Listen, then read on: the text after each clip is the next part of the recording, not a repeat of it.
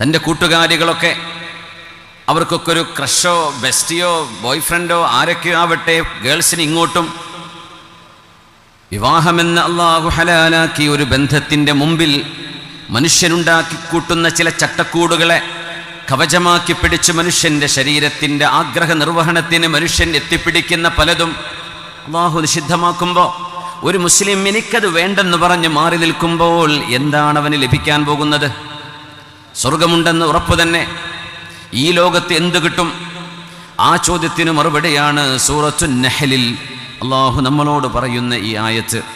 ബിസ്മില്ലാഹിർ റഹ്മാനിർ റഹീം. മൻ അമില സാലിഹൻ മിൻ ദക്കരിൻ ഔ ഉൻസാ വഹുവ മുഅ്മിൻ. സത്യവിശ്വാസിയായി സൽക്കർമ്മം അനുഷ്ഠിക്കുന്ന ഒരാണും പെണ്ണും, ഒരാൺകുട്ടിയും ഒരു പെൺകുട്ടിയും, ഒരു യുവാവും ഒരു യുവതിയും, എന്ത് കിട്ടും അവർക്ക്? ഫലനുഹയ്യന്നഹു ഹയാതൻ ത്വയ്യിബ. വളരെ സമാധാനപൂർണമായ സന്തുഷ്ടമായ ജീവിതം ഈ ലോകത്ത് നാം അവർക്ക് നൽകും. ഈ ലോകത്ത് ഏറ്റവും സമാധാനമുള്ളത് മദ്യപിക്കാതെ ജീവിക്കുന്നവർക്കാണ്, ഡ്രഗ് അടിക്കുന്നവർക്കല്ല. ഈ ലോകത്ത് ഏറ്റവും സമാധാനമുള്ളത് ആർക്കാണെന്നറിയോ? ആരാധന ചെയ്യുന്നവർക്കാണ്, ഇബാദത്ത് ചെയ്യുന്നവർക്കാണ്. സൈക്കോളജിസ്റ്റുകൾ വേറെ പല പേരിട്ട് വിളിക്കും, മെഡിറ്റേഷൻ വേണമെന്ന് പറയും. ഒരു മുസ്ലിമിന് 5 നേരത്തെ മെഡിറ്റേഷൻ, 5 നേരത്തെ നമ്മുടെ നിസ്കാരമാണ്. ആ നിലക്ക് നമുക്കതിനെ കാണാൻ കഴിഞ്ഞാൽ ഫലനുഹയ്യന്നഹു ഹയാതൻ ത്വയ്യിബ, ഏറ്റവും മനോഹരമായ ജീവിതം. ഹയാതൻ ത്വയ്യിബ എങ്ങനെ ഇതിനെ ട്രാൻസ്ലേറ്റ് ചെയ്യുമെന്ന് അറിയില്ല. അള്ളാഹു നൽകുന്ന ജീവിതം, we will give him a fulfilling life. എങ്ങനെ മലയാളത്തിൽ പറയാ? ആത്മസംതൃപ്തി നൽകുന്ന ജീവിതം. പടച്ചോൻ പറഞ്ഞതുപോലെ കേട്ട് ജീവിച്ചാൽ എന്ത് കിട്ടുമെന്ന് പറഞ്ഞാൽ ആത്മനിർവൃതിയുള്ള ജീവിതം ഇവിടെ ആ മനുഷ്യൻ അല്ലാഹു നൽകിയിരിക്കും. ചിലത് നമ്മൾ കയ്യിൽ നിന്ന് പോകുമ്പോഴേ അതിൻ്റെ വില അറിയുള്ളൂ, അല്ലേ? ആരോഗ്യമെന്നത് ആരോഗ്യമില്ലാത്തവൻ്റെ കണ്ണിൽ ആരോഗ്യമുള്ളവൻ ചുമന്ന് നടക്കുന്ന ഒരു കിരീടമാണ്, അല്ലേ? എത്ര കോടീശ്വരനാണെങ്കിലും 2 കിഡ്നിയും ഫെയിലിയറായിട്ട് ട്യൂമർ വന്നിട്ടോ അല്ലാതെയോ ഇനി ഒരു മരണത്തിലേക്കാണ് ഞാൻ നീങ്ങുന്നത് എന്ന് കാണുമ്പോൾ താൻ കിടക്കുന്ന ICU എന്ത് യൂണിറ്റായിരിക്കട്ടെ അവിടെ കിടക്കുമ്പോൾ അവിടെ തൂത്തുവാരുന്ന ഒരു പെണ്ണിൻ്റെ ആരോഗ്യം എനിക്ക് തിരിച്ചു കിട്ടിയിരുന്നെങ്കിൽ എൻ്റെ സമ്പത്ത് മുഴുവൻ കൊടുത്ത് ഞാനത് വാങ്ങിക്കുമായിരുന്നു എന്ന് മനുഷ്യൻ കൊതിച്ചു പോകുന്ന നേരമുണ്ട്. മുസ്ലിമായി ജീവിക്കുമ്പോൾ നമ്മൾ അനുഭവിക്കുന്ന ആത്മസംതൃപ്തിയും നിർവൃതിയും ഒരുപക്ഷെ വഴിതെറ്റി കുറച്ച് ദൂരം അങ്ങ് പോകുമ്പോഴായിരിക്കും തിരിച്ചറിയുക, ഞാൻ I was in A better life before. പിന്നെ തിരിച്ചു വന്നാണ് കാണാൻ കഴിയുക. പക്ഷേ സത്യം, അള്ളാഹുവിൻ്റെ വാഗ്ദാനം സത്യമാണ്. സംതൃപ്തമായ ജീവിതം അള്ളാഹുവിനനുസരിക്കുന്നവർക്ക് ഇവിടെ അള്ളാഹു വാഗ്ദത്തം ചെയ്തിരിക്കുകയാണ്. ഇതിനാണ് നമ്മൾ പടച്ചവൻ അരുതെന്ന് പറഞ്ഞത് ചെയ്യാതിരിക്കുന്നത്. നമ്മുടെ ശരീരം പറയും ചെയ്യണം, നമ്മുടെ സൗഹൃദം പറയും അത് ചെയ്യണം, നമ്മുടെ ചുറ്റുപാടുകൾ പറയും ദാറ്റ്സ് നോർമൽ, നമ്മുടെ സമൂഹം പറയും you are an odd person. ഞങ്ങളൊക്കെ ഇങ്ങനെ, നീ എന്താ ഒറ്റയ്ക്ക് ഇങ്ങനെ നടക്കുന്നത്, നീ എന്താ വ്യത്യസ്തമായ ചിന്തയിൽ, ഞങ്ങൾ ഒഴുകുന്ന ഒഴുക്ക് നീ കാണുന്നില്ലയോ? ബദഅൽ ഇസ്ലാമു ഗരീബാ. ഇസ്ലാം തുടങ്ങുന്നത് വിചിത്രമായിട്ടാണ്. ഗരീബൻ എന്ന് പറഞ്ഞാൽ സ്ട്രേഞ്ച് എന്നാണ്, ഏലിയൻ, സ്ട്രേഞ്ച്. ഇസ്ലാം തുടങ്ങുമ്പോൾ അങ്ങനെയാ. അറേബ്യ മുഴുവൻ മദ്യത്തിൻ്റെ ലഹരിയാണ്. മദ്യമില്ലാത്തത് അവർക്ക് ചിന്തിക്കാൻ കഴിയില്ല. സ്ത്രീ സമൂഹത്തെ they were truly enslaved. അവരടിമകളാക്കി വെച്ചിരുന്ന കാലം. war was a passion. എന്തിനും യുദ്ധം, എന്തിനും കൊല ചെയ്യുന്നത്, മർഡർ, എല്ലാറ്റിനും കൊലപാതകം എന്ന ഒരു പരിഹാരം മാത്രം. ആ ഒരു സമൂഹത്തിനിടയിൽ മനുഷ്യൻ്റെ ജീവന് വിലയുണ്ട് എന്ന് പ്രഖ്യാപിച്ചുകൊണ്ടാണ് മുഹമ്മദ് റസൂലുള്ളാഹ് കടന്നു വരുന്നത് സ്വല്ലല്ലാഹു അലൈഹി വസല്ലം. പെണ്ണെന്ന് പറയുന്നത് അമാനത്താണ്. ആ അമാനത്ത് സൂക്ഷിക്കുന്നവന് നാളെ സ്വർഗമുണ്ട് എന്ന് പുണ്യ റസൂൽ പറഞ്ഞു കൊടുത്തു സ്വല്ലല്ലാഹു അലൈഹി വസല്ലം. മനുഷ്യനാകുന്നത് മനുഷ്യൻ്റെ കോൺഷ്യൻസസ്, മനുഷ്യൻ്റെ ബുദ്ധി കൊണ്ടാണ്, വിശേഷ ബുദ്ധി കൊണ്ടാണ്. ആ വിശേഷ ബുദ്ധിയെ തകരാറിലാക്കുന്ന ആൽക്കഹോളിസം, ഡ്രഗ് യൂസുകൾ, ഇൻടോക്സിക്കൻ്റുകൾ ഒരിക്കലും ഉപയോഗിക്കരുത്. മനുഷ്യൻ സൃഷ്ടിക്കപ്പെട്ടതും വ്യത്യസ്തനായതും മനുഷ്യന്റെ സ്വബോധം കൊണ്ടാണ്. ആ ബോധം നഷ്ടപ്പെടുന്നതൊന്നും മനുഷ്യൻ ആഹരിക്കുകയോ കഴിക്കുകയോ ചെയ്യരുത് എന്ന് പറഞ്ഞുകൊണ്ട് പ്രവാചകരും അനുയായികളും വന്നപ്പോൾ അവർ പറഞ്ഞു, ദിസ് ഈസ് ഏലിയൻ, ഇത് ഞങ്ങൾക്ക് പരിചയമില്ലാത്തതാണ്, ഇത് ഞങ്ങൾക്കറിയാത്തതാണ്. ബദഅൽ ഇസ്ലാമു ഗരീബാ, ഇസ്ലാം ആൾക്കൂട്ടങ്ങൾക്കിടയിൽ വ്യത്യസ്തമായിട്ടാണ് ലോകത്ത് കടന്നു വന്നതെങ്കിൽ വസയഊദു കമാ ബദ, എങ്ങനെയാണോ തുടങ്ങിയത് അവിടത്തേക്ക് ഇസ്ലാം വലിയ ഒരു യാത്രക്ക് ശേഷം തിരിച്ചു പോകും. ആ തിരിച്ചുപോക്ക് നടക്കുന്ന കാലഘട്ടമാണ് നമ്മുടേത്. സമൂഹം മുഴുവനും ഒരു വഴിക്കൊഴുകുമ്പോൾ യഥാർത്ഥ വിശ്വാസിയുടെ ജീവിതം കാണുമ്പോൾ വിചിത്രമെന്ന ആളുകൾ പറയും, നിനക്കെന്താ ലോകം വേണ്ടേ, നിനക്ക് ജീവിക്കണ്ടേ, നിനക്ക് ആസ്വദിക്കണ്ടേ എന്ന് ചോദിക്കും. വസയഊദു കമാ ബദ, ഇസ്ലാം തുടങ്ങിയിടത്തേക്ക് തന്നെ ചരിത്രം അതിനെ തിരിച്ചു കൊണ്ടുപോകും. വതൂബാ ലിൽ ഗുറബാ, അങ്ങനെ സമൂഹത്തിൻ്റെ അസത്യത്തിലും അധാർമികതയിലും ഒഴുകുന്ന ഒഴുക്കിനെതിരെ ആരാണോ വിചിത്രമായി നിലനിൽക്കുന്നത് അവർക്കാണ് സർവമാന നന്മയും, അവർക്കാണ് സ്വർഗം എന്ന് പരിശുദ്ധ റസൂലുള്ളാഹി സ്വല്ലല്ലാഹു അലൈഹി വസല്ലം. ബിസ്മില്ലാഹിർ റഹ്മാനിർ റഹീം. മൻ അമില സയ്യിഅതൻ ഫലാ യുജ്സാ ഇല്ലാ മിസ്ലഹാ വമൻ അമില സാലിഹൻ മിൻ ദകരിൻ ഔ ഉൻസാ وهو مؤمن فأولئك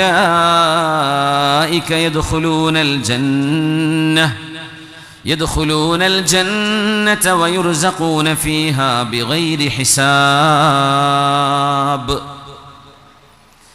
ആര് തിന്മകൾ ചെയ്യുന്നുണ്ടോ ആ തിന്മയ്ക്ക് തത്തുല്യമായ ശിക്ഷയുണ്ട്. ആര് നന്മ ചെയ്യുന്നുണ്ടോ ആ നന്മയ്ക്ക് 10 ഇരട്ടി പ്രതിഫലമുണ്ട്. അല്ലാഹുവിൻ്റെ സംവിധാനം നോക്കണം. ഇസ്ലാം എന്നത് നിയമം, ലൈഫിൽ ഒരു ഡിസിപ്ലിൻ വേണം എന്നാഗ്രഹിക്കുന്ന സമൂഹത്തിന് ഇസ്ലാമിനോളം നല്ല ഒരു ജീവിത പന്ഥാവ് ലോകത്ത് കിട്ടുകയില്ല. അതുകൊണ്ടാണ് ഇംഗ്ലീഷുകാരൊക്കെ ഇസ്ലാം ഇങ്ങനെ സ്വീകരിക്കാൻ കാരണം. അവർ കുറേ സ്ട്രക്ചേർഡാണ്, ഡിസിപ്ലിൻഡാണ്. നമ്മൾ ഡിസിപ്ലിൻ അല്ല എന്ന് ഞാൻ പറയല്ല, പക്ഷേ നമ്മളെക്കാളൊക്കെ ജീവിതത്തിൽ ഒരു ചിട്ട വേണം എന്നാഗ്രഹിക്കുന്നവരാണ് പടിഞ്ഞാറുകാർ. അവരിലെ നന്മകൾ നമ്മൾ സ്വീകരിക്കണം എന്നാണ്. ഒരു ഡിസിപ്ലിൻ, പറഞ്ഞ വാക്കായിരിക്കണം, ടൈമായിരിക്കണം, നമ്മുടെ പ്രവൃത്തികൾ സ്ട്രക്ചേർഡ് ആയിരിക്കണം, സമയം കൃത്യമായി യൂസ് ചെയ്യണം, വേസ്റ്റ് ചെയ്യരുത്. അപ്പോൾ ഇസ്ലാമിനോളം ഡിസിപ്ലിൻ ഏതൊരു വിഷയത്തിലും മനുഷ്യന് കൃത്യമായ മാർഗരേഖ നൽകുന്ന മറ്റൊരു സംവിധാനം വിശുദ്ധ ഇസ്ലാം അല്ലാതെ ലോകത്ത് ഒരു മതവുമില്ല. ഇത് പറയുമ്പോൾ വേറെ മതങ്ങളെ കുറ്റപ്പെടുത്താനല്ല, ഞാനൊരു കമ്പാരിറ്റീവ് റിലീജിയൻ സ്റ്റഡീസ് ചെയ്ത ഒരു വിദ്യാർത്ഥിയാണ്. അപ്പം നമ്മളത് പഠിക്കുമ്പോൾ മനസ്സിലാവും. അതുകൊണ്ടാണ് പടിഞ്ഞാറുകാർ ഇസ്ലാമിനെ ഇത്രത്തോളം നെഞ്ചിലേക്ക് ചേർത്ത് വെക്കുന്നത്. ഇതൊരു ചിട്ടയുള്ള മതമാണ്. فأولئك يدخلون الجنة يرزقون فيها بغير حساب. എല്ലാറ്റിനും നിയന്ത്രണമുണ്ടായിരുന്ന ഒരു ലോകത്ത് നിന്ന് സത്യവിശ്വാസി മരിച്ചു പോകുമ്പോൾ നിയന്ത്രണങ്ങളില്ലാത്ത, കയ്യും കണക്കുമില്ലാത്ത ആസ്വാദനത്തിൻ്റെ ഒരു ലോകം. ഈ പരീക്ഷ കഴിഞ്ഞാൽ വരുന്ന റിസൾട്ട് അങ്ങനെയാണ്, ഈ പരീക്ഷയുടെ പ്രതിഫലം അങ്ങനെയാണ്. അല്ലാഹു അവർക്ക് സ്വർഗം നൽകുന്നുണ്ട് പരലോകത്ത്. ഈ ലോകത്ത് എന്തു നൽകും? ഫലനുഹിയന്നഹു ഹയാതൻ ത്വയ്യിബ, സന്തുഷ്ടമായ ജീവിതം അല്ലാഹു ഒരു വിശ്വാസിക്ക് ഇവിടെ വാഗ്ദത്തം ചെയ്തിരിക്കുകയാണ്. ഇനി നമ്മൾ പറയാൻ പോകുന്ന വിഷയങ്ങളെ നമ്മളിലേക്ക് ചേർത്ത് പിടിച്ചാൽ ഈ ആശയം ശരിക്കും നമ്മുടെ ജീവിതത്തിൽ രൂപപ്പെടാൻ കഴിയുമെന്ന് നമുക്ക് ബോധിക്കും. ദവാഊക മിൻക വലാ തുബ്സിറൂ വദാഊക ഫീക വമാ തശ്ഉറൂ വതസ്ഉമു അന്നക ജിർമുൻ സഗീർ വഫീക അൻത വൽ ആലമുൽ അക്ബറൂ. വിജ്ഞാനം എന്നതൊരു പട്ടണമാണെങ്കിൽ ആ പട്ടണത്തിലേക്കുള്ള കവാടം എൻ്റെ പ്രിയപ്പെട്ട അലിയാണ് എന്ന് റസൂലുള്ളാഹി തങ്ങൾ പറഞ്ഞ ഹബീബിൻ്റെ മകളുടെ പുതിയാപ്പിളയും 4-ാം ഖലീഫയും കുട്ടികളിൽ നിന്ന് ആദ്യം ഇസ്ലാം സ്വീകരിക്കുകയും ചെയ്ത നബി തങ്ങളുടെ കസിൻ, അവിടുത്തെ മൂത്താപ്പയുടെ മകൻ അലി ഇബ്നു അബീ ത്വാലിബ് റളിയല്ലാഹു അൻഹുവിന്റെ മനോഹരമായൊരു കവിത. ദവാഊക മിൻക വലാ തുബ്സിറു വദാഊക ഫീക വമാ തശ്ഉറു وتزعم أنك جرم صغير وفيك أنت والعالم الأكبر. നിന്റെ അസുഖത്തിൻ്റെ മരുന്ന് മനുഷ്യ നിന്റെ ശരീരത്തിൽ തന്നെയുണ്ട്, എന്നാൽ നിന്റെ രോഗവും നിന്നിൽ നിന്നു തന്നെയാണ്. നിന്റെ മനസ്സാണ് നിന്റെ സന്തോഷത്തിൻ്റെ താക്കോൽ, നിന്റെ മനസ്സു തന്നെയാണ് നിന്റെ പരാജയത്തിൻ്റെ ഉറവിടവും. തസ്ഊമു അന്നക ജിർമുൻ സഗീർ, നീ ഒരു കൊച്ചു മനുഷ്യരൂപമാണല്ലേ, ഒരു ചെറിയ ജീവിയാണെന്ന് തോന്നുന്നുണ്ടോ? വഫീക അൻത വൽ ആലമുൽ അക്ബറു, ഒരുപാട് ലോകങ്ങൾ നിന്റെ ശരീരത്തിൻ്റെ ഉള്ളിൽ ജീവിക്കുന്നു. സുബ്ഹാനല്ലാഹ്. ഹാർട്ടിന് മുമ്പൊക്കെ ജനറൽ ഫിസിഷ്യന്മാർക്ക് നല്ല സീറ്റായിരുന്നു, ഇപ്പോൾ ഓരോന്നിനും സ്പെഷ്യലിസ്റ്റുകളാണ് അല്ലേ. ENT മുമ്പ് ഒന്നിച്ചായിരുന്നു, ഇപ്പോൾ കണ്ണിന് സ്പെഷ്യലിസ്റ്റ്, ഒപ്തൽമോളജിസ്റ്റ് വേറെ വേണം, ചെവിക്ക് വേറെ വേണം, ത്രോട്ടിന് വേറെയാണ്. ശരീരത്തിൻ്റെ ഓരോരോ ഭാഗങ്ങളും ഡീറ്റെയിൽ സ്റ്റഡി നടന്നു കഴിയുന്നൊരു കാലഘട്ടമാണിത്. മനുഷ്യ ശരീരം അത്ഭുതങ്ങളുടെ അത്ഭുതമാണ്. നമ്മുടെ ഹാർട്ട് എങ്ങനെ വർക്ക് ചെയ്യുന്നു, നമ്മുടെ ഇൻറ്റേർണൽ ഓർഗൻസ് എങ്ങനെ പ്രവർത്തിക്കുന്നു, ഭക്ഷണം വെള്ളം നമ്മൾ കഴിച്ചു കഴിഞ്ഞാൽ പിന്നെ നടക്കുന്നത് മുഴുവൻ ഉടമസ്ഥനായ അള്ളാഹുവിൻ്റെ സംവിധാനമനുസരിച്ചാണ്. നമുക്ക് we have no control upon it. നമ്മുടെ വൈറ്റമിൻസും ഫാറ്റും മിനറൽസും ഫൈബറും എവിടേക്ക് പോകണം, ഏതെല്ലാം ഒരു ഗുളികം കഴിച്ചാൽ നമ്മുടെ തലയിൽ ഇവിടെയുള്ളൊരു മുറിവിന് കഴിക്കുന്ന ഗുളിക നമ്മുടെ അബ്ഡോമിനിലേക്ക് ചെന്ന് കഴിഞ്ഞാൽ ഇവിടേക്ക് അതിൻ്റെ എഫക്റ്റ് എത്തണമെങ്കിൽ അള്ളാഹിൻ്റെ സംവിധാനം വേണം. നമുക്കൊന്നും ചെയ്യാൻ കഴിയില്ല, ഗുളിക കുടിക്കാനേ പറ്റുള്ളൂ അല്ലേ. വഫീകൻ സവൽ ആലമുൽ അക്ബറു, ഈ വലിയ ലോകങ്ങളുമായിട്ടാണ് നമ്മൾ ജീവിക്കുന്നത്. ഈ ലോകത്തിലൂടെ നോക്കുമ്പോൾ അതിനെ പടച്ചൊരു സ്രഷ്ടാവിനെ നമുക്ക് കാണാൻ കഴിയുന്നില്ലയോ? അത് കാണാൻ കഴിയില്ലെങ്കിൽ വിശുദ്ധ നബി തങ്ങൾ പറഞ്ഞു, അൽ കാഫിറു ലാ അഖ്ല ലഹ്. എന്താ കാഫിർ എന്ന് പറഞ്ഞാൽ? പ്രപഞ്ചത്തിനൊരു സ്രഷ്ടാവ് ഇല്ല എന്ന് പറയുന്ന മനുഷ്യൻ. This has come from nothing, this is result of by chance എന്ന് വിശ്വസിക്കുന്ന ഒരു മനുഷ്യൻ, ലാ അഖ്ല ലഹ്, he has no intelligence, he has no brain. ഈ പ്രപഞ്ചമുണ്ടായത് വെറുതെയാണ് എന്ന് പറയുന്ന മനുഷ്യന് എന്ത് ബുദ്ധിണ്ടെന്ന് പറയേണ്ടത്? പിന്നെ പുണ്യനബി തങ്ങൾ പറഞ്ഞു, അതുകൊണ്ട് അൽ കാഫിറു ലാ അഖ്ല ലഹ്, a denier of truth, a disbeliever has no intellect. പ്രപഞ്ചത്തിൻ്റെ സൃഷ്ടാവിനെ നിഷേധിച്ച ഒരു മനുഷ്യൻ എത്ര വലിയ തത്വം പറഞ്ഞാലും അയാൾക്ക് കിട്ടേണ്ട ബേസിക് ബുദ്ധി പോലും ആ മനുഷ്യന് കിട്ടിയിട്ടില്ല. പിന്നെ പറയുന്നത് അതിനനുസരിച്ച് മനസ്സിലാക്കിയാൽ മതി. ആദ്യ മനുഷ്യൻ അറിയേണ്ടത് ഈ പ്രപഞ്ചമുണ്ടാക്കിയ ഒരു ഖാലിഖുണ്ടെന്നാണ്. അതുകൊണ്ടല്ലേ ഖുർആൻ ആരംഭിച്ചത് അങ്ങ് റമളാൻ, വിശുദ്ധ ഖുർആനിൻ്റെ വാർഷികമാണ്. റമളാനിലാണ് ഖുർആൻ ഇറങ്ങിയത്. രണ്ടിറക്കം, ഒന്ന് ലൗഹുൽ മഹ്ഫൂദിൽ നിന്ന് ഒന്നാം ആകാശത്തിലെ ബൈത്തുൽ ഇസ്സ എന്ന മസ്ജിദിലേക്ക് ഖുർആൻ ഇറങ്ങിയത് ലൈലത്തുൽ ഖദ്റിലാണ്. അവിടെ നിന്ന് ഭൂമിയിലേക്ക് ഇറങ്ങിയത് റമളാനിലെ 24-ന്റെ വിശുദ്ധമായ രാവിലാണ്. ലൈലത്തുൽ ഖദ്റിൽ ഖുർആൻ ഇറങ്ങി എന്ന് പറഞ്ഞത് ജിബ്രീൽ അലൈഹിസ്സലാം ഹിറാ ഗുഹയിലേക്ക് വന്നതല്ല, അത് ലൈലത്തുൽ ഖദ്റിലായിരുന്നില്ല. ഖുർആൻ 7 ആകാശങ്ങൾക്കപ്പുറം ലൗഹുൽ മഹ്ഫൂദിൽ നിന്ന് from the protected tablets to ബൈത്തുൽ ഇസ്സ, അള്ളാഹുവിൻ്റെ സവിശേഷമായൊരു മസ്ജിദ് ഉണ്ടത്രേ ഒന്നാം ആകാശത്ത്. ഒന്നാം ആകാശം എന്ന് പറയുന്നത് നമ്മൾ ഈ കാണുന്ന നക്ഷത്ര ലോകങ്ങളുടെ പരിധിയുണ്ടെങ്കിൽ ദ എക്സ്പാൻഡിങ് യൂണിവേഴ്സ്, വികസിക്കുന്ന പ്രപഞ്ചമെന്ന് ശാസ്ത്രകാരൻ വിളിക്കുകയും, എന്നാൽ അനന്തമാണ്, ദിസ് യൂണിവേഴ്സ് ഇസ് ഇൻഫിനിറ്റ് എന്ന് പറയാൻ കഴിയില്ല. കാരണം this is created and the created must be finite. സൃഷ്ടിക്കപ്പെട്ടതൊരിക്കലും അനന്തമാവൂല, അത് ഒരു ബൗണ്ടറി ഉള്ളതാണ്. പക്ഷെ ആ ബൗണ്ടറി എവിടെയാണെന്ന് നമുക്ക് കണ്ടെത്താൻ പറ്റിയില്ല. അപ്പോൾ ഒന്നാം ആകാശം എന്ന് പറഞ്ഞാൽ എവിടെയാണ്? വലഖദ് സയ്യന്ന സമാഅ അദ്ദുന്യ ബിമസാബിഹ്, ഒന്നാം ആകാശത്തിൻ്റെ താഴെയാണ് സർവ്വ നക്ഷത്രങ്ങളും ഉൾക്കൊള്ളുന്നത്. ഈ നക്ഷത്രങ്ങൾ ഇപ്പോൾ എത്രയാ? ഭൂമിയിലെ നാടിൽ മുഴുവൻ കിടക്കുന്ന മണൽത്തരികളുടെ എണ്ണത്തോളം ആകാശത്ത് അല്ലാഹു നക്ഷത്രങ്ങളുണ്ടെന്ന് പറയുന്നത് സയൻസാണ്. There are as many stars in the sky as much as the grains of sands in the earth.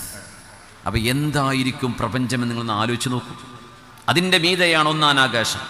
ഭൂമിയിൽ നിന്ന് ഒന്നിലേക്കുള്ള ദൂരമാണ്. ഒന്നിൽ നിന്ന് സമാ ഉസാനിയ, രണ്ടാം ആകാശത്തേക്ക്, 2-ൽ നിന്ന് 3-ലേക്ക്, 3-ൽ 4-ലേക്ക്, അങ്ങനെ 6-ൽ നിന്ന് 7-ലേക്കുള്ള ദൂരം ഭൂമിയിൽ നിന്ന് ഒന്നിലേക്കുള്ള ദൂരമാണ്. പക്ഷേ we yet don't know എത്രയാണ് ആ ദൂരമെന്ന് നമുക്കറിയില്ല, ഇപ്പോഴും അറിയില്ല.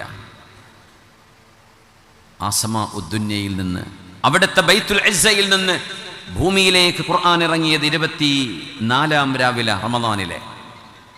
പക്ഷേ ആ ബൈത്തുൽ ഇസ്സയിലേക്ക് ലൗഹുൽ മഹ്ഫൂദിൽ നിന്ന് ഇറങ്ങിയത് റമദാൻ ലൈലത്തുൽ ഖദറിലായിരുന്നു. ഖുർആൻ ഇറങ്ങിയ ആദ്യ വചനം എന്താണ്? എത്ര മനോഹരമാണതല്ലേ! ആദ്യമായി പുണ്യനബിയോട് വിശുദ്ധ ജിബ്രീൽ അലൈഹിസ്സലാം പ്രവാചകർക്ക് ദിവ്യമായ ദൗത്യം ഏൽപ്പിച്ചുകൊണ്ടിറങ്ങിയ ആയത്തിൽ ചില പ്രത്യേകതയുണ്ട്. ബിസ്മില്ലാഹിർ റഹ്മാനിർ റഹീം. ഇഖ്റഅ ബിസ്മി റബ്ബിക്കല്ലദീ ഖലഖ്. വായിക്കുക പ്രവാചകരെ. ആദ്യം പറഞ്ഞ വാക്കതല്ല, ഇഖ്റ, വായിക്കണം. ഈ ഫേസ്ബുക്കും വാട്സപ്പും വായിച്ചിരിക്കാനല്ല ഈ പറയുന്നത് കേട്ടോ. Intellectual reading കൊടുക്കാനുള്ളതാണോ?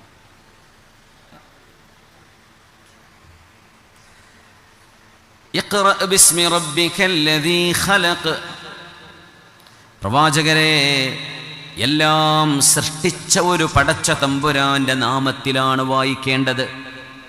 അള്ളാഹ് പേര് പറഞ്ഞോ ആദ്യത്തെ ആയത്തിൽ? ഇല്ല. അള്ളാഹു ആരാണെന്ന് നബി നിങ്ങളെ പഠിപ്പിക്കുകയാണ്. അള്ളാഹു ആരാണ്? പടച്ചവൻ. റബ്ബിക്, അങ്ങയെയും ഈ പ്രപഞ്ചത്തെയും പരിപാലിക്കുന്ന ഒരുത്തനുണ്ട്. നിങ്ങളുടെ കണ്ണുകളെ കൊണ്ട് കാണാൻ കഴിയാത്തവൻ, എന്നാൽ കണ്ണുകളെയും സർവ്വചരാചരങ്ങളെയും പടച്ചവൻ. ആ റബ്ബിന്റെ നാമത്തിൽ അങ്ങ് വായിക്കണം. ആരാ റബ്ബ്? ആ റബ്ബിന് പലരും പല പേരിട്ട് വിളിക്കും. പല മതങ്ങളും പല പേരിൽ ദൈവത്തിന് പല പേരുകൾ ഇട്ടെന്ന് വരും. ആ റബ്ബ് എന്ത് ചെയ്തു? അല്ലദീ ഖലഖ്, അവനാണ് പടച്ചത്. ഒരു മനുഷ്യന്റെ ചിന്തയിൽ വരുന്ന ആദ്യത്തെ ചോദ്യം, എന്നെ ആര് പടച്ചു എന്നതാണ്. ഉമ്മയും വാപ്പയും പടച്ചു എന്ന് പറയാൻ പറ്റുമോ? അങ്ങനെയാണ് ഇപ്പോൾ എല്ലാ ഉമ്മാക്കും വാപ്പാക്കും ജനിക്കുന്ന മക്കൾ സുന്ദരന്മാരാവൂലേ? ഉമ്മാക്കും വാപ്പാക്കും പടക്കാൻ പറ്റുമെങ്കിലേ ഒരു കുഴപ്പമില്ലാണ്ട് നല്ല മക്കളായി സുന്ദരന്മാരായി ജനിക്കണം എന്നല്ലേ ഏത് ഉമ്മയും വാപ്പയും ആഗ്രഹിക്കുക. പക്ഷേ ഒരു സ്പേം സെൽ ഉമ്മയുടെ ഓവറിയിലേക്ക് കടക്കുന്നതോടുകൂടെ ഉമ്മയ്ക്കും വാപ്പാക്കും പിന്നൊന്നും ചെയ്യാൻ പറ്റില്ല. ബാക്കി നടക്കുന്നത് മുഴുവൻ വളരെ ഹൈലി ഇൻ്റലക്ച്വലായ ഒരു രക്ഷിതാവിൻ്റെ പ്രവർത്തനമാണ്. അതെങ്ങനെ ഒരു റാൻഡം പ്രോസസ്, അതെങ്ങനെ ഒരു ബൈ ചാൻസ് എന്ന് പറയാം? ഇത്രയും കോംപ്ലിക്കേറ്റഡായ, ഹൈലി സൊഫിസ്റ്റിക്കേറ്റഡ് മനുഷ്യൻ്റെ ക്രിയേഷൻ എന്ന് പറയുന്നത് ഇത്രമേൽ മനുഷ്യൻ, ഇറ്റ്സ് മൈൻഡ് ബ്ലോയിങ്, ഇത്രേ പറയാൻ പറ്റൂ. എന്താണ് സംഭവിച്ചുകൊണ്ടിരിക്കുന്നത്? ആ സൃഷ്ടിപ്പ് നടത്തിയവൻ എന്ന് മാത്രമല്ല, ആദ്യം ഖുർആൻ പറഞ്ഞത് അല്ലദീ ഖലഖ്, എല്ലാം പടച്ചവൻ. ആ പടച്ചവനായ രക്ഷിതാവിൻ്റെ നാമത്തിൽ അങ്ങ് വായിക്കണം. മുസ്ലിം ഉമ്മത്തിനോട് ഖുർആനിൻ്റെ ആദ്യത്തെ ആഹ്വാനം വായിക്കണം, പഠിക്കണമെന്നാണ്. സ്കൂളിൽ പോകണം, കോളേജിൽ പോകണം, വിദ്യാഭ്യാസം വേണം. ഒരു യൂട്യൂബ് റീൽസും കണ്ടിരുന്നാൽ പോരാ, പഠിക്കണം. കണ്ടന്റുകൾ ഉണ്ടാവണമെങ്കിൽ വായിക്കണം. പുസ്തക വായന വേണം. നല്ല നല്ല ഇന്റലക്ച്വലുകളുടെ പുസ്തകങ്ങൾ, വിശുദ്ധ ഖുർആനടക്കം, ഹദീസുകളടക്കം, ബയോഗ്രഫി അടക്കം, ചരിത്രങ്ങളടക്കം, ഹ്യൂമൻ ഹിസ്റ്ററി പഠിക്കണം, സയൻസ് പഠിക്കണം. ഇഖ്റ ബിസ്മി റബ്ബിക്കല്ലദീ ഖലഖ്, ഖലഖൽ ഇൻസാന മിൻ അലഖ്. പിന്നെ പറഞ്ഞു, മനുഷ്യനെ രക്തപിണ്ഡത്തിൽ നിന്ന് പടച്ചവനാണ് അല്ലാഹു. ഇഖ്റ, വായിക്കണം. വറബ്ബുക്കൽ അക്രം, അങ്ങയുടെ രക്ഷിതാവ് അതീവ ഔദാര്യനാണ്. പടച്ചവൻ ദയാലുവാണ്. എങ്ങനെ കിട്ടും? പഠിച്ചാൽ അള്ളാഹുവിൻ്റെ റഹ്മത്ത് ലഭിക്കുന്നതാണ്. വിദ്യാഭ്യാസമുണ്ടെങ്കിൽ, അറിവുണ്ടെങ്കിൽ, ജ്ഞാനമുണ്ടെങ്കിൽ അള്ളാഹുവിൻ്റെ ഔദാര്യം മനുഷ്യന് ലഭിച്ചുകൊണ്ടിരിക്കും. അല്ലദീ അല്ലമ ബിൽ ഖലം, വീണ്ടും പറയുന്നത് പേനയെക്കുറിച്ച്. അല്ലമ ബിൽ ഖലം, മനുഷ്യനെ എഴുതാൻ പഠിപ്പിച്ചവനാണ് അള്ളാഹു. ഹമ്മുറാബിയുടെ ശില്പങ്ങളെക്കുറിച്ച് നമ്മൾ പറയും, എഴുത്തിനെക്കുറിച്ച് പറയും. നൈൽ നദിയുടെ തീരത്ത് ജീവിച്ചുപോയ ഏൻഷ്യൻസ് ഈജിപ്ഷ്യൻ സംസ്കാരത്തെക്കുറിച്ച് നമ്മൾ പറയും. സിന്ധു നദീയുടെ സംസ്കാരത്തെക്കുറിച്ച് പറയും. അവരൊക്കെ എഴുതിയത് കൊണ്ടാണ്, രേഖപ്പെടുത്തിയത് കൊണ്ടാണ് ആ ചരിത്രം നമുക്കിന്ന് മനസ്സിലായത്. അവരെ എഴുതാൻ ആരാണ് ഇൻസ്പയർ ചെയ്തത്? ആരവരെ തോന്നിപ്പിച്ചു? തിന്നാൻ വകയില്ലാതെ ഓടി നടക്കുന്ന കാലം, ഒരു നേരം കഞ്ഞി വെക്കാൻ വകയില്ലാതെ ഓടി നടന്ന ആദ്യ മനുഷ്യർ എന്തിന് എഴുതി വെച്ചു? അവർക്ക് ആരെങ്കിലും കാശ് കൊടുത്തിട്ടുണ്ടോ എഴുതി വെക്കാൻ? ആരാണ് അവരെ പ്രേരിപ്പിച്ചത്? ആയിരക്കണക്കിന് വർഷങ്ങൾക്ക് ശേഷം വരുന്ന തലമുറക്ക് നിങ്ങളുടെ സംസ്കാരത്തെ നിങ്ങൾ പ്രതിനിധീകരിക്കണം, അതുകൊണ്ട് എഴുതണം പാറകളിലും തോലുകളിലും എല്ലുകളിലും. അല്ലമ bill ഖലം, he is the one who taught man the use of pen. മനുഷ്യനെ എഴുതാൻ പഠിപ്പിച്ചവനാണ് രക്ഷിതാവ്. അല്ലമൽ ഇൻസാന മാ ലം യഅലം, മനുഷ്യനറിയാത്ത അറിവുകളെ മനുഷ്യന് അറിവായി നൽകിയവനാണ് ആ പടച്ചവൻ. മനുഷ്യന്റെ അറിവിൽ ഇങ്ങനെ ഗ്രോത്ത് ഉണ്ടായിക്കൊണ്ടിരിക്കുക. iPhone 17 ഇറങ്ങുമ്പോൾ 16നേക്കാളും ഒരിച്ചിരി ഒന്ന് ഫോർവേഡ് വരും അല്ലേ? ചിലർ വലിയ കാര്യമൊന്നുമില്ല, ക്യാമറ അത്രയേ ഉള്ളൂ ഇത്രയേ ഉള്ളൂ, എന്നാലും കുറച്ച് ഫീച്ചേഴ്സ് ആഡ് ചെയ്യാൻ അവർ ശ്രമിക്കും. ഇനി ഒരു 18 ഇറങ്ങുമ്പോൾ 17നേക്കാളും കൂടുമോ കുറയോ? കൂടും അല്ലേ? എന്നാൽ പിന്നെ ഈ അറിവ് മൊത്തം മനുഷ്യൻ ആദ്യം പഠിച്ചം കൊടുത്തുകൂടായിരുന്നു? അല്ല, ഗ്രാജ്വലി മനുഷ്യൻ ലതർക്കബുന്ന തബഖൻ അൻ തബഖ്, you will be advancing gradually, step by step. അല്ലെങ്കിൽ ലോകം ബോറടിക്കൂലേ? എല്ലാം ആദ്യം കിട്ടിക്കഴിഞ്ഞു, പിന്നെ ഒന്നും ചെയ്യാനില്ലല്ലോ. പടച്ചവന്റെ fine tuning of the creation ഭയങ്കരമാണ്. അതുകൊണ്ട് പുണ്യനബി തങ്ങളോട് വിശുദ്ധ ഖുർആൻ ആദ്യമായി പരിചയപ്പെടുത്തിയത് ശരീരത്തെ പടച്ചവൻ അവനാണ്, പ്രപഞ്ചത്തെ പടച്ചവനും ആ റബ്ബാണ്. ആ റബ്ബിന്റെ നാമത്തിൽ വായിക്കണം. ഈ 5 ആയത്തിലും അല്ലാഹ് എന്ന പേര് റബ്ബ് തആല ഉപയോഗിച്ചില്ല. പിന്നെ അല്ലാഹു ഒരു കാര്യം പറഞ്ഞു അതിന്റെ ശേഷം, ഖല്ലാ ഇന്നൽ ഇൻസാന ലയത്ഗാ അർആഹു ഇസ്തഗ്നാ ഇന്ന ഇലാ റബ്ബിക അർജഅ അറഅയ്ത അല്ലദീ യൻഹാ അബ്ദൻ ഇദാ സ്വല്ലാ. ഇങ്ങനെയൊക്കെ അറിവുണ്ടായി മാലാഖമാരെ പോലെ ഔന്നിത്യമുള്ളൊരു ജീവിതം നയിക്കേണ്ട മനുഷ്യന്റെ കയ്യിലേക്ക് 4 കാശ് വന്നാൽ എന്ത് സംഭവിക്കുന്ന? ആദ്യത്തെ 5 ആയത്ത് 6ാമത്തെ ആയത്ത് പൈസയെ കുറിച്ചാണ് പറയണത് ഖുർആൻ.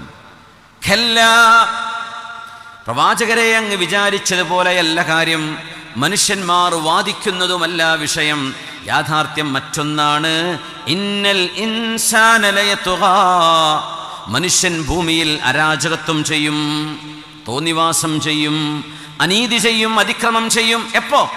അർആഹു ഇസ്തഗ്നാ, എന്നെ തൊടാൻ ആരുണ്ട് എന്നൊരു തോന്നൽ മനുഷ്യന് വന്നാൽ, നിയമവും സംവിധാനവും എൻ്റെ കൂടെയുണ്ട്, കോടതികളെ പോക്കറ്റിലാക്കാൻ എനിക്ക് കഴിയും, എൻ്റെ കയ്യിൽ ക്യാഷുണ്ട്, എന്നെ തടയാൻ ആരുണ്ടിവിടെ എന്ന് മനുഷ്യന് ധിക്കാരത്തിൻ്റെ ഭാവം വന്നാൽ ഈ പ്രപഞ്ചത്തിൽ അനീതി അഴിഞ്ഞാടുന്ന അവസ്ഥ കാണാൻ കഴിയും. പ്രവാചകരെ, മനുഷ്യനോട് പറയാ, മനുഷ്യൻ ഹമ്പിളാവണം. മനുഷ്യൻ നിസ്സാരനാണ് അല്ലേ? 1 മിനിറ്റ് നേരം 2 മിനിറ്റിനുള്ളിൽ ശ്വാസം വലിക്കാൻ പറ്റാൻ നമ്മൾ ഔട്ടായി പോകും. ഉറക്കത്തിലെങ്ങാനും ശ്വാസം വലിക്കാൻ മറന്നുപോയ എന്തായനെ? അതൊക്കെ അള്ളാഹു ഒരു സംവിധാനം വെച്ച് നമ്മൾ അടിപൊളിയായിട്ട് ഉറങ്ങി എണീക്കല്ലേ. എങ്ങാനും ശ്വാസം വിടാൻ നിയ്യത്ത് വേണമെന്നെങ്ങാനും ആവശ്യമാണെങ്കിൽ എന്തായിരിക്കും അവസ്ഥ? നമ്മൾ മറന്നുപോകില്ലേ? എന്നിട്ടാണ് ഈ മനുഷ്യൻ ഈ ഹുങ്കൊക്കെ പറഞ്ഞുകൊണ്ടിരിക്കുന്നത്. അത് ഭയങ്കര അത്ഭുതമാണല്ലേ. ഖുർആൻ പറയാ, ഖല്ലാ ഇന്നൽ ഇൻസാന ലയത്ഗാ അർആഹു ഇസ്തഗ്നാ, എൻ്റെ കയ്യിൽ കാശുണ്ട്, എനിക്ക് ആരെയും ആശ്രയിക്കേണ്ടതില്ല എന്ന് മനുഷ്യൻ ചിന്തിച്ചു തുടങ്ങുമ്പോൾ അവൻ്റെ ഉള്ളിൽ അഹങ്കാരത്തിൻ്റെ സ്വഭാവം കണ്ടു തുടങ്ങും. അത് പുറത്തു വരും. കൂടെയുള്ളവരോട് നിസ്സാരത്തിൻ്റെ കണ്ണുകളോടെ നോക്കാൻ തുടങ്ങും. തൻ്റെ കൂടപ്പിറപ്പുകളോടൊന്ന് പുഞ്ചിരിക്കാൻ കഴിയാതെ വരും. തൻ്റെ സഹജീവികളോട് സ്നേഹത്തോടെ പെരുമാറാൻ കഴിയാതെ വരും. എന്ത്? എനിക്ക് ആരെയും ആവശ്യമില്ലല്ലോ, എനിക്കിഷ്ടം പോലെ പണമുണ്ടല്ലോ, സ്വാധീനമുണ്ട്, അധികാരമുണ്ട്, നിയമപാലകരെ എനിക്ക് പേടിക്കേണ്ട കാര്യമില്ല, എല്ലാം എൻ്റെ കയ്യിലാണ് എന്ന് തോന്നുന്ന മുഴുവൻ ആളുകളും ഈ പ്രപഞ്ചത്തിൽ അരാജകത്വം ചെയ്തു കൂട്ടുമെന്ന് വിശുദ്ധ ഖുർആൻ. സത്യമല്ലേ അത്? ഖുർആന്റെ സ്റ്റേറ്റ്മെന്റുകൾ എത്ര കൃത്യമാണ്. അതുകൊണ്ട് സഹോദരങ്ങളെ, അള്ളാഹു മനുഷ്യന് സമ്മാനമായി നൽകുന്ന ഈ പ്രപഞ്ചത്തിലെ ഏറ്റവും വലിയ വിജയം എന്നത് മനുഷ്യൻ സന്തോഷിച്ച് വിജയിക്കുക എന്നതാണ്. ഈ ലോകത്തെ വിജയം നമ്മൾ സന്തോഷിക്കാനാണ് ജീവിക്കുന്നത്. നമ്മൾ വിചാരിക്കുന്നത് കാശ് കയ്യിൽ വന്നാൽ മാത്രമേ സന്തോഷിക്കുള്ളൂ എന്ന്. 16,000 ആളുകൾക്കിടയിൽ നടത്തിയ ഒരു സർവേ ഉണ്ട്. 16,000 മനുഷ്യന്മാർ, 16,000 പീപ്പിൾ. ഇംഗ്ലീഷുകാർ പിന്നെ അങ്ങനെ ഒരു പണിക്കിറങ്ങിയ പിന്നെ അതങ്ങ് അറ്റം വരെ പോകും. 16,000 മനുഷ്യന്മാരെ കണ്ട് ഇൻ്റർവ്യൂ ചെയ്യേണ്ടത്. എവിടെയാണ് നിങ്ങളുടെ സന്തോഷം എന്ന് ചോദിച്ചപ്പോൾ 35%, 35% ആളുകൾ പറഞ്ഞു വിജയം എന്ന് പറയുന്നത് സ്നേഹത്തിലാണ്. കൂടുതലുള്ള ആളുകൾ നമ്മളെ സ്നേഹിക്കുന്നു, നമ്മൾ സ്നേഹിക്കപ്പെടുന്നു. അത് കിട്ടിയാൽ കാശില്ലെങ്കിലും നമ്മൾ സ്നേഹിക്കാൻ ആളുണ്ടെങ്കിൽ, നമ്മൾ സ്നേഹിക്കപ്പെടുന്നുണ്ടെങ്കിൽ അതാണ് വിജയം എന്ന് 35% ആളുകൾ. ഈ 16,000-ലെ 35%. 28% പറഞ്ഞു സംതൃപ്തമായിട്ട് ജീവിക്കുക, അതന്നെ വിജയം എന്ന് പറഞ്ഞാൽ. കണ്ടന്റ്മെന്റ്, ഉള്ളത് കൊണ്ട് തൃപ്തിപ്പെടുക എന്ന് പറയും. പുണ്യ നബി ഞങ്ങൾ ഇതിനെപ്പറ്റി ഒരു ഹദീസുണ്ട്, ലൈസൽ ഗിനാ ബികഥറത്തിൽ അറദ്, സമ്പൽ സമൃദ്ധി, സമ്പാദ്യം, മുതലാളിയാവുക എന്നൊക്കെ പറഞ്ഞത് കുറേ പൈസ നമ്മുടെ അക്കൗണ്ടിൽ വന്നിരിക്കുക എന്നതല്ല. ലൈസൽ ഗിനാ ബികഥറത്തിൽ അറദ്, സമ്പാദ്യം എന്ന് പറയുന്നത് കുറേ കാശുണ്ടാവലല്ല. എത്ര കാശുണ്ടായാലും ആർക്കെങ്കിലും അത് മതിയായിട്ടുണ്ടോ? 10 ഷോപ്പ് തുടങ്ങുന്നു, 11ാമത്തെ ബ്രാഞ്ച് തുടങ്ങണമെന്നല്ലേ ആഗ്രഹിക്കുന്നത്. എനിക്ക് മതി, എനിക്കും മക്കൾക്കും ജീവിക്കാൻ ഇത് തന്നെ ധാരാളം. അല്ല, 100 ആകുമ്പോൾ ഒരു 101 വേണം, 1001 നമുക്ക് അമേരിക്കയിൽ തുടങ്ങണം. അങ്ങനെ ആലോചിക്കുക. മനുഷ്യൻ അങ്ങനെയാണ്, ആരും കുറ്റപ്പെടുത്തിയിട്ട് കാര്യമില്ല. മനുഷ്യൻ അങ്ങനെയാണ്. അതുകൊണ്ട് പുണ്യനബി തങ്ങൾ പറഞ്ഞു ലൈസൽ ഗിനാ ബികഥറത്തിൽ അർള്, സമ്പാദ്യം ഒരുപാടുണ്ടാക്കി കൂട്ടുക എന്നതല്ല മനുഷ്യൻ മുതലാളിയാവുക എന്ന് പറയുന്നത്. ആരാണ് മുതലാളി എന്നറിയോ? വലാകിന്നൽ ഗിനാ ഗിനൻ നഫ്സ്, മനുഷ്യന്റെ മനസ്സിനുള്ളിൽ തോന്നണം എനിക്ക് അല്ലാഹു നൽകിയതിൽ ഞാൻ സംതൃപ്തനാണ്. അത് തോന്നുന്ന ആളാണ് ലോകത്തെ ഏറ്റവും വലിയ മുതലാളി. കാരണം ദാരിദ്ര്യം എന്ന് പറഞ്ഞാൽ what is poverty? Poverty is wants. ദാരിദ്ര്യം എന്ന് പറഞ്ഞാൽ എന്താണെന്നറിയോ? ആവശ്യം എന്നാണ്. അവർക്ക് വെള്ളത്തിന് ആവശ്യമുണ്ട്, ഭക്ഷണത്തിന് ആവശ്യമുണ്ട്, വീടിൻ്റെ ആവശ്യമുണ്ട്, ചികിത്സക്ക് ഫണ്ടിൻ്റെ ആവശ്യമുണ്ട്. ഈ ആവശ്യങ്ങൾക്കാണ് ദാരിദ്ര്യം എന്ന് പറയാം. ഒരു മുതലാളിക്ക് തോന്നുക എനിക്ക് പൈസ മതിയായിട്ടില്ല, ഇനിയും ആവശ്യമുണ്ട്, ഇനിയും കാശ് വേണം, അപ്പം അയാൾ ദരിദ്രനാണെന്നാണ്.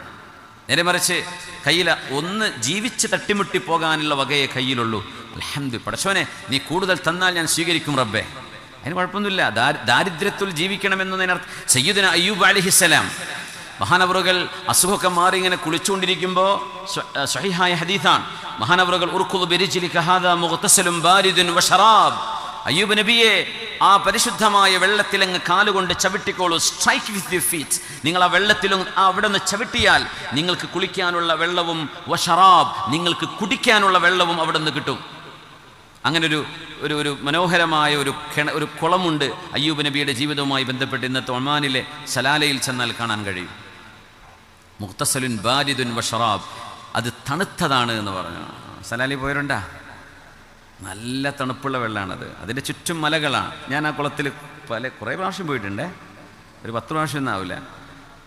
എപ്പോഴും ചിൽഡ് വാട്ടർ, തണുത്തതെന്ന് ഖുർആൻ പറഞ്ഞില്ലേ, ബാരിദ്. എപ്പോഴും ഏത് ചൂടുകാലത്ത് പോയാലും ആ കുളത്തിൽ നീന്തി കുളിക്കാൻ പറ്റുമല്ലോ, വെള്ളം കുടിക്കാൻ പറ്റും.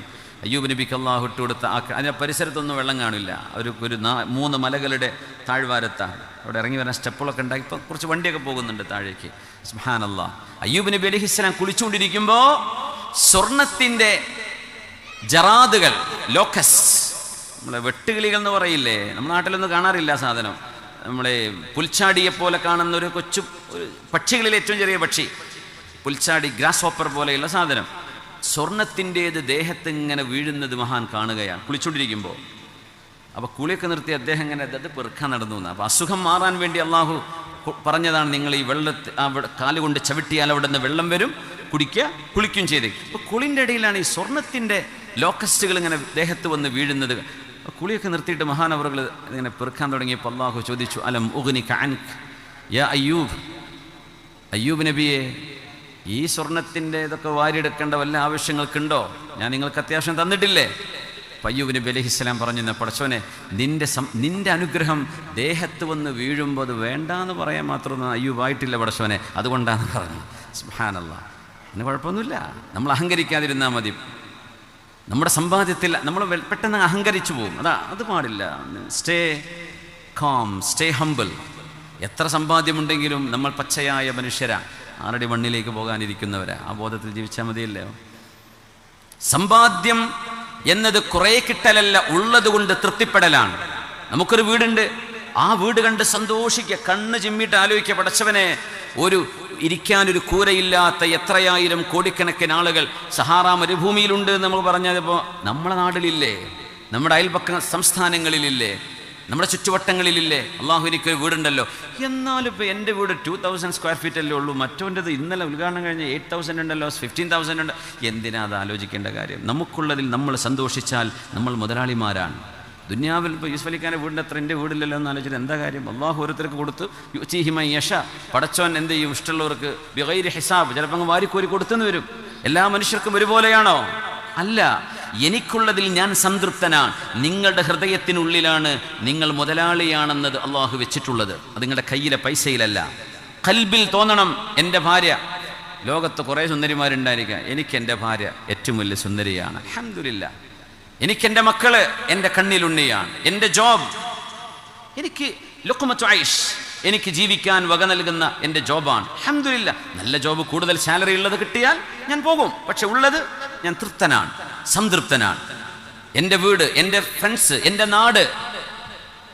പലരും നാട് വിട്ടുപോയി അമേരിക്കയിലും കാനഡയിലുമൊക്കെ സെറ്റിലാവും. എന്തേ? നമ്മളെ നാട്ടിൽ സ്റ്റാൻഡേർഡില്ലേ എന്ന് പറഞ്ഞിട്ട്. സമ്പാദ്യവും പറമ്പും ആയിരക്കണക്കിന് ഏക്കർ റബ്ബർ തോട്ടമൊക്കെ ഇവിടെ ഉണ്ടാവും, പക്ഷെ നാട്ടുകാർക്ക് സ്റ്റാൻഡേർഡ് ഇല്ല എന്ന് പറഞ്ഞ് പോകുന്ന ആളുകളില്ലേ? എന്ത് ജീവിക്കാൻ കൊള്ളൂല? അത് പിന്നെ നമുക്ക് സ്റ്റേറ്റ്സിലൊക്കെ പോയിട്ട് ജീവിക്കാം. എൻ്റെ നാടും എൻ്റെ ഗ്രാമവും എനിക്ക് സ്വർഗമാണ് എന്ന് വിചാരിച്ചാൽ ആ മനുഷ്യനോളം സന്തോഷമുള്ള ആരെങ്കിലും ഉണ്ടോ? നമ്മുടെ ചുറ്റുവട്ടങ്ങളിൽ സന്തോഷം അല്ലാഹു നൽകിയതാണ്. പക്ഷെ നമുക്ക് തോന്നുകയാണ് കുറേ കിട്ടിയാലാ സന്തോഷിക്കാൻ. അല്ല, അതിനാണ് പ്രവാചകർ നമ്മുടെ മുമ്പിലേക്ക് അല്ലാഹു പറഞ്ഞയച്ചത്, മനുഷ്യന് സമാധാനം നൽകാൻ. അതുകൊണ്ട് പറഞ്ഞു, അൽ ഖനാഅതു കൻസുൻ ലാ തഫ്നാ, ഉള്ളത് കൊണ്ട് തൃപ്തിപ്പെടുക എന്ന് പറയുന്നത് ഒരിക്കലും തീർന്നു പോകാത്ത നിധിയാണ്. തീർന്നു പോകാത്ത നിധിയാണ്. നിങ്ങൾ വാഹനം ഓടിക്കുന്നു, ഒരു സ്വിഫ്റ്റ് കാറേ ഉള്ളതിൽ, മാരുതി 800 ഒക്കെ പഴയ കാലത്തൊക്കെ ഉപയോഗിച്ച്, അതൊക്കെ അന്ന് കാറായാൽ മതിയായിരുന്നു അല്ലേ? കാറിലാ വന്നതെന്നാ പറയാം. ചൂടുക്കണ കാലത്താണെങ്കിൽ ഗ്ലാസ്സൊക്കെ പൊക്കിയിട്ട്, അപ്പോൾ ചങ്ങാതി ആ ഗ്ലാസ് താത്തി കൂടെ കാറ്റ് വന്നൂടെ, ഈ ചൂടത്തെന്തിനാ ഗ്ലാസ് പൊക്കിയിട്ട് ടൗണിലൂടെ? ആൾക്കാർ വിചാരിച്ചോട്ടെ AC ഉണ്ടെന്നേ. എന്നിട്ട് കുറച്ച് ഇങ്ങനെയൊക്കെ പൊങ്ങച്ച മനുഷ്യന് വന്നിരുന്നൊരു കാലുണ്ടായിരുന്നു. നമ്മുടെ കൊച്ചുമക്കൾ പോലും ഒരു വാഹനം എന്ന് പറയുമ്പോൾ അതിൽ ഏറ്റവും ലേറ്റസ്റ്റ് മോഡൽ വാങ്ങണം എന്നാണ് വാപ്പയോട് പറയാം. നമ്മളൊരു വാഹനം എങ്ങനെ തട്ടിയൊപ്പിച്ചു, നമ്മുടെ അയൽവക്കക്കാരനോ കുടുംബക്കാരനോ അതിലും മുന്തിയ വണ്ടിക്ക് വന്ന വാപ്പാൻ്റെ വണ്ടിയിൽ നിന്ന് ഈ മക്കൾ ആ വണ്ടിയിലേക്ക് ഓടും ഇല്ലേ? അത് മനുഷ്യൻ്റെ പ്രകൃതമാണ്. എൻ്റെ വാഹനം എനിക്കത് ബുറാഖാണ്, എൻ്റെ വാഹനം എനിക്ക് ഏറ്റവും ഇഷ്ടപ്പെട്ടതാണ്, എനിക്ക് അല്ലാഹു തന്ന അനുഗ്രഹമാണ്, അത് മതി. പിന്നെ വലുതല്ല തരികയാണെങ്കിൽ അൽഹംദുലില്ലാ. പക്ഷേ വലുത് കിട്ടുന്നത് വരെ ഞാൻ സന്തോഷിക്കില്ല എന്ന് പറയല്ലേ. ഇവിടെ തന്നെ ഈ നിമിഷം നീ സന്തോഷിക്കണം. ഇതുപോലും ഇല്ലാത്തവർ നമ്മുടെ ഇടയിലുണ്ട് എന്ന് ആലോചിക്കണം. അതിനാണ് ഖനാഅ എന്ന് പറയാം. ഇനിയിപ്പോൾ ഈ സദസ്സിൽ മുതലാളിയല്ലാത്ത ആരാളുള്ളതും കൈപൊക്കിയട്ടെ. ഈ പറഞ്ഞ ആശയം മനസ്സിലായിട്ട് എനിക്കിപ്പോഴും തികഞ്ഞിട്ടില്ല എന്ന് തോന്നുന്നവരാരെങ്കിലും ഉണ്ടോ? നമ്മളൊക്കെ മുതലാളിമാരായി മാറി. സമയം 7:30 മണിക്ക് തുടങ്ങിയിട്ടുള്ളൂ. ഇത്ര നേരം കൊണ്ട് മുതലാളിമാരായി നമ്മൾ മാറിക്കഴിഞ്ഞു കേട്ടോ. ഇനി വെറുതെ ആലോചിച്ചിരുന്ന് ടെൻഷൻ അടിക്കണ്ട, ചിരിച്ചോളൂ. പുഞ്ചിരി എന്നത് സ്വതക്കയാണെന്ന് പറഞ്ഞ റസൂല, നമ്മുടെ റസൂൽ സ്വല്ലല്ലാഹു അലൈഹി വസല്ലം. നമ്മളൊരു മറ്റേ പാർട്ടിക്കാരനാണ്, ഇവിടുത്തുകാരനാണ്, പിന്നെ അവൻ എനിക്കെതിരെ പറഞ്ഞ ആളാണ്. ഇത് എന്ത് ഹല്ലിവല്ലി? ലോകം വിശാലമാണ്, അതിനെ ഒരു നാരോ മൈൻഡിലൂടെ നോക്കാൻ പാടില്ലെന്നാണ്. മനുഷ്യരോട് പുഞ്ചിരിച്ചാൽ അവർക്ക് ദാനമുണ്ട്, പൈസ കൊടുത്ത പ്രതിഫലമാണ്. ഒരാളുടെ കയ്യിൽ കാശ് കൊടുത്താൽ മനുഷ്യന് സന്തോഷം ഉണ്ടാവില്ലേ? അതുപോലെ സന്തോഷമാണ് നിങ്ങൾ പുഞ്ചിരിക്കുമ്പോൾ, സന്തോഷമാണ് നിങ്ങൾ അയാളിലേക്ക് കൈമാറുന്നത്. അതുകൊണ്ട്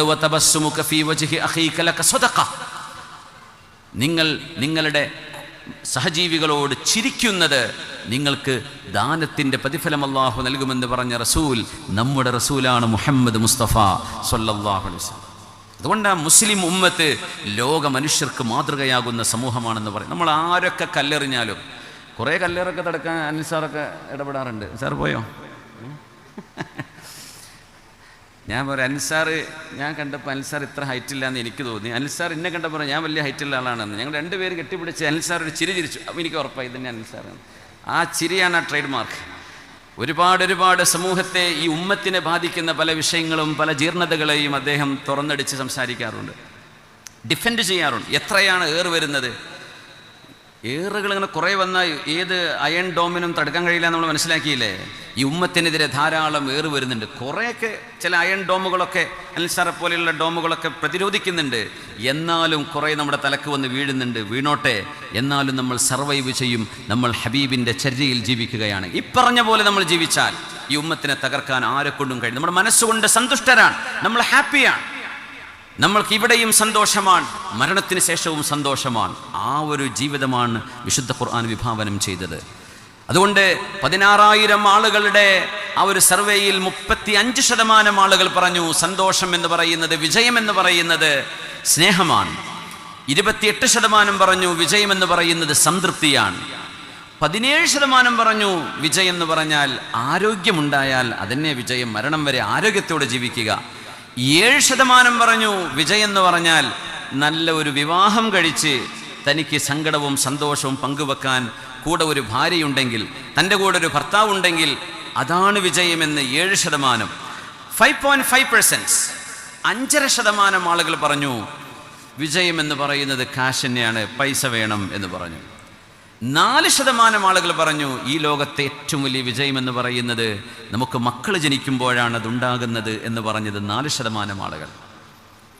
ഈ സർവേ എന്ന് പറഞ്ഞതിൽ അതിൽ വേറൊരു സൈക്കോളജി ഉണ്ട്. ഈ സർവേ ആയിരിക്കും ഇനി 1 കോടി മനുഷ്യരിൽ നമ്മൾ നടത്തിയാലും അതിൻ്റെ റിസൾട്ട് ഒരുപോലെ ആയിരിക്കും.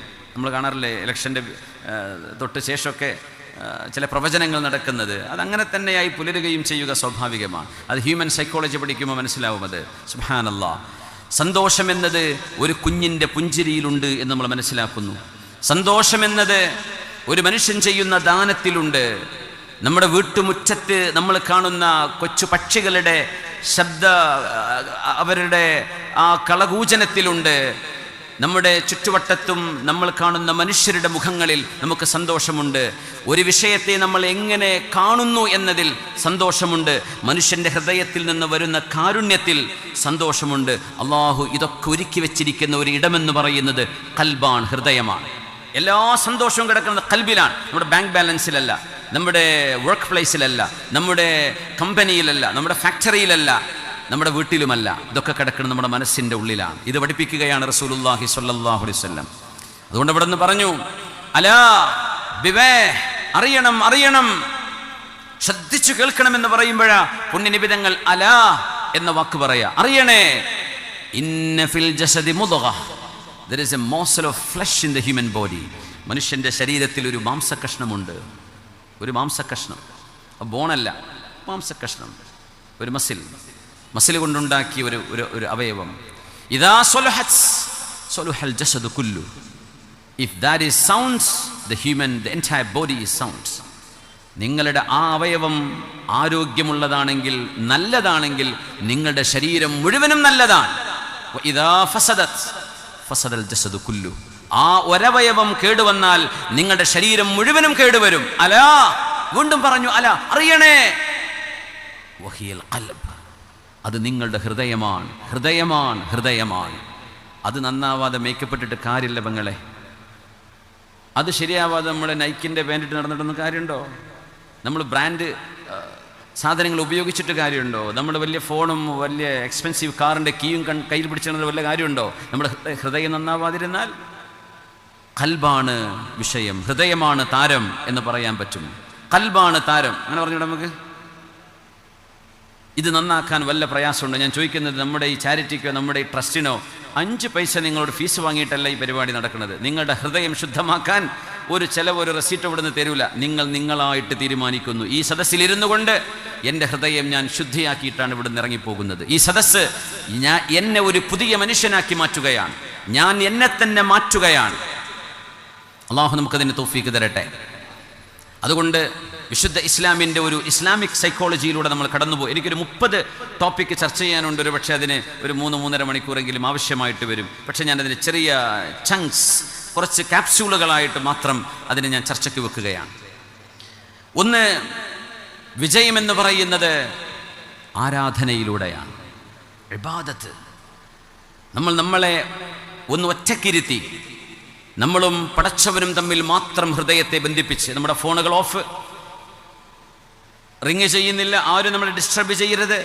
ഇത് നമ്മൾ പടച്ചവന് വേണ്ടി റിസർവ് ചെയ്യുന്ന സമയമാണ്. അതാണ് 5 വക്ത നിസ്കാരം. അത് കമ്പൽസറി അപ്പോയിൻമെൻറ്റുകളാണ്. പിന്നെ നിങ്ങൾക്ക് ഓപ്ഷണൽ അപ്പോയിൻമെൻറ്റുകൾ വേറെ എടുക്കാം, സുന്നത്ത് നിസ്കാരം. പക്ഷേ കമ്പൽസറി അപ്പോയിൻമെൻറ്റ് അള്ളാഹു പറയുന്നു, ഈ നിമിഷം you should be in my office.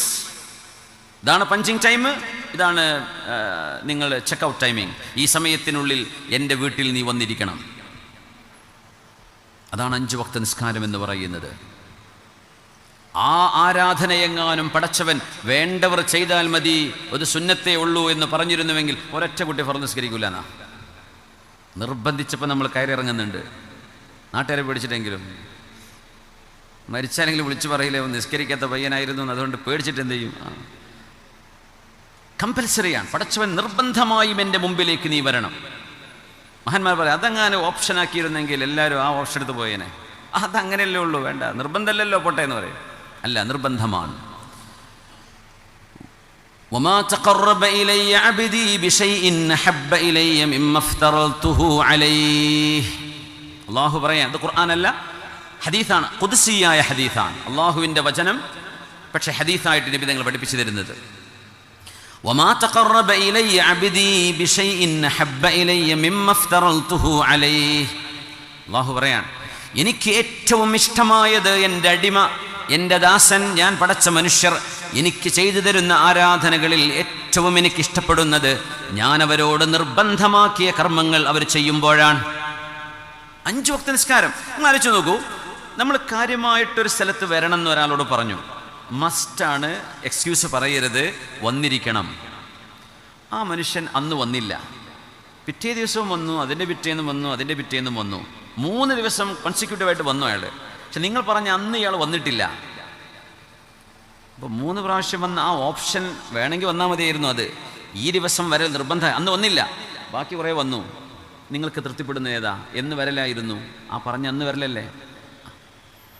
ഫർളാണ് അള്ളാഹുവിന് ഏറ്റവും ഇഷ്ടമായത്. ഫർള് ചെയ്യാതെ കുറേ ചിലരുണ്ട്, കടം വാങ്ങിയിട്ട് മുങ്ങിയിട്ടുണ്ടാവും. ഏതെങ്കിലും മനുഷ്യനോട് കടം, അള്ളാഹു തആല മനുഷ്യരെ സഹായിക്കാൻ പറഞ്ഞു. പക്ഷെ അത് ചില ആളുകൾ മുതലെടുത്തപ്പോൾ മനുഷ്യന്മാരെ സഹായിക്കേണ്ടായി. ഹലാല് കൊണ്ട് മനുഷ്യനെ പരിഹരിക്കാൻ പറ്റുമായിരുന്നു, മനുഷ്യനെ സഹായിച്ചാൽ. കടം വാങ്ങിച്ചു, പിന്നെ ഫ്ലക്ച്വേഷൻ വരും, വാല്യൂ വ്യത്യാസം വരും. അതൊന്നും മനുഷ്യർ കണക്ക് പറഞ്ഞ് പലിശ വാങ്ങരുത്. അത് മനുഷ്യന് വേണ്ടി ക്ഷമിച്ചു കൊടുക്കണം.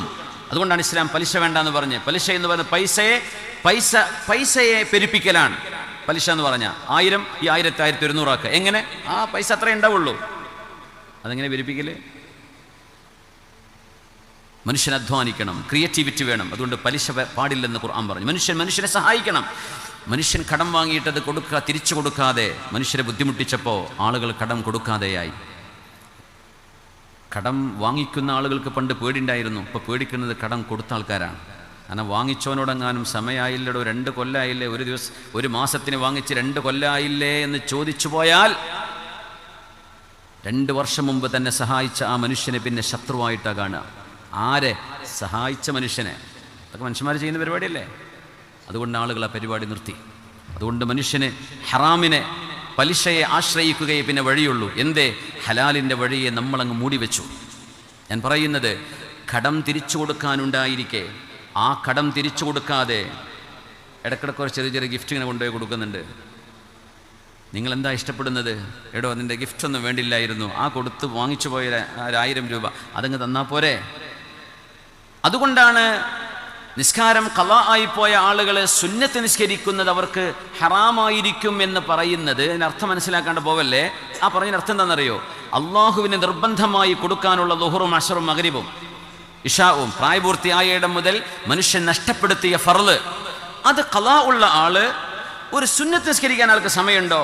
ആ സുന്നത്തിനെ ഫർളായിട്ട് ഖളാ വിട്ടുക. 2 റക്അത്ത് നിസ്കരിക്കാൻ സമയമുണ്ട്, എന്നാൽ എൻ്റെ കഴിഞ്ഞു പോയ ജീവിതത്തിലെ ഒരു സുബഹി ഞാൻ ഖളാ വിട്ടുന്നു. അല്ലാഹു അക്ബർ. ഇത് ഖളാ വീട്ടലാണ് ആവശ്യം, എന്തല്ല സുന്നത്ത് നിസ്കരിക്കലല്ല. ഇപ്പോൾ തറാവി നിസ്കരിക്കാൻ ഇമാമിൻ്റെ കൂടെ തറാവി നിസ്കരിക്കുന്നു, 20 റക്അത്ത് നിസ്കരിക്കുന്നു. 20 റക്അത്ത് നിസ്കരിക്കുമ്പോൾ മിനിമം 10 സുബഹി ഖളാ വീട്ടാം. ആൾ നിസ്കരിക്കേണ്ടത് സുബഹി ഖളാ വീട്ടലാണ്, സുന്നത്തല്ല. എന്ന് വിചാരിച്ച് എനിക്ക് നിസ്കാരം ഖളാ ഉള്ള ആളാണ്, അതുകൊണ്ട് എനിക്ക് സുന്നത്ത് ഹറാമാണ്, ഞാൻ വിട്ടു പോവാണ്. അങ്ങനെയല്ല ഇതിനർത്ഥം. നിങ്ങൾക്ക് നിസ്കരിക്കാൻ സൗകര്യമുണ്ടോ, ആരോഗ്യമുണ്ടോ, നിസ്കരിക്കാൻ സൗകര്യം തോന്നുന്നുണ്ടോ, ഫർള് ഖളാ വിട്ട്, സുന്നത്തല്ല ചെയ്യേണ്ടത്. എന്തുകൊണ്ട്? ബാധ്യത അവിടെ ബാക്കി വെച്ചിട്ട് നമ്മൾ ബാധ്യതയില്ലാത്തതാണ് ഈ ചെയ്തുകൊണ്ടിരിക്കുന്നത്. അള്ളാഹുവിനിഷ്ടം ബാധ്യതകൾ നിറവേറ്റലാണ്. നോമ്പ് ഖളാ ഉണ്ടെങ്കിൽ അത് ഖളാ വീട്ടലാണ് വേണ്ടത്. നോമ്പ് ഖളാ വീട്ടാതെ സുന്നത്ത് നോമ്പ് തിങ്കളും വ്യാഴൊക്കെ നോക്കുന്നുണ്ട്. ഒരു നിയ്യത്തങ്ങ് വെച്ചാൽ മതി, എൻ്റെ കഴിഞ്ഞ റമദാനിൽ നഷ്ടപ്പെട്ടത് ഞാൻ അല്ലാഹുവേ നിനക്ക് വേണ്ടി ഞാൻ ഖളാ വീട്ടുകയാണ്. അത് ചെയ്യണം. നിർബന്ധമായതാണ് സുന്നത്തിനേക്കാൾ അല്ലാഹുവിന് ഇഷ്ടം. ക്ലിയർ ആയല്ലോ?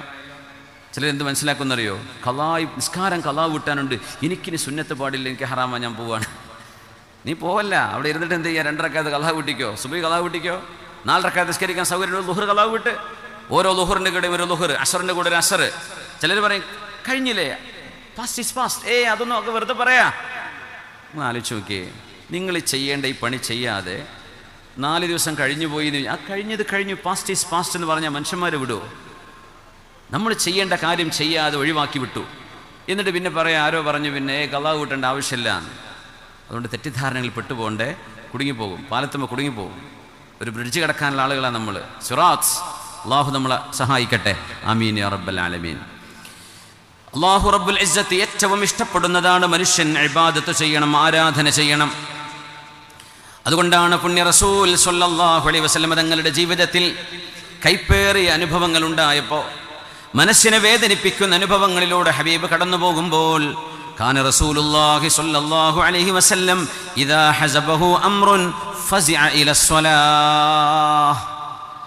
പ്രവാചകരെ കുറിച്ച് ആയിഷ ബീവി റളിയല്ലാഹു അൻഹ പറയുന്നു, എൻ്റെ പ്രിയപ്പെട്ട ഭർത്താവ് പ്രവാചകർ സ്വല്ലല്ലാഹു അലൈഹി വസല്ലം തങ്ങൾക്ക് എന്തെങ്കിലും ഒരു പ്രയാസം അനുഭവിക്കുകയാണെങ്കിൽ, ഡിപ്രഷൻ അനുഭവിക്കുകയാണെങ്കിൽ, ഡിപ്രഷൻ തങ്ങൾക്കില്ല കേട്ടോ, വളരെ പ്രയാസമുള്ള ഒരു മാനസിക സംഘർഷമുള്ള ഒരു അനുഭവം ഹബീബിനുണ്ടായാൽ, ഗുളിക കുടിക്കുകയാണ് നമ്മൾ ആദ്യം ചെയ്യേണ്ടത്?